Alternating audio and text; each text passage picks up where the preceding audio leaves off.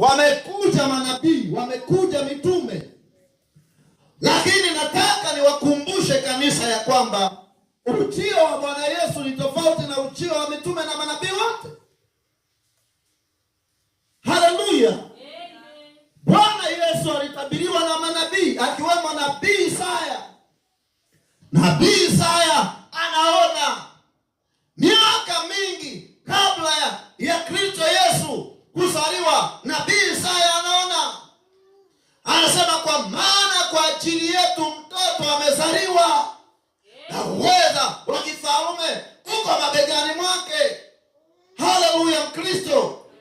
Nataka leo uelewe ya kwamba wewe unatakiwa ujue, wewe unayenisikia, ya kwamba Kristo Yesu ujio wake hakuja tu kwa ajili ya watu wale pilau, hapana.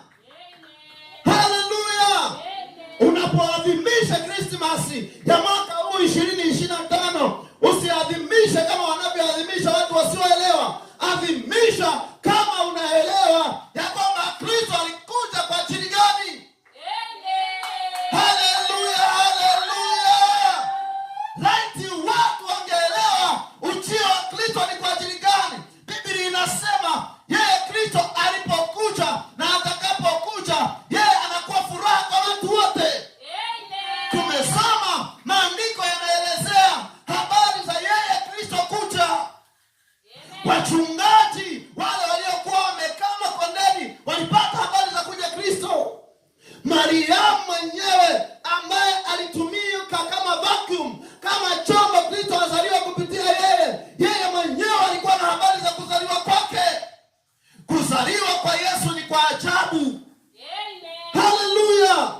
Mimi na wewe tunazaliwa kwa njia ya baba na mama. Lakini Kristo Yesu, tukisoma Biblia tukarejea nyuma, Biblia inasema alizaliwa kwa uweza wa Roho Mtakatifu.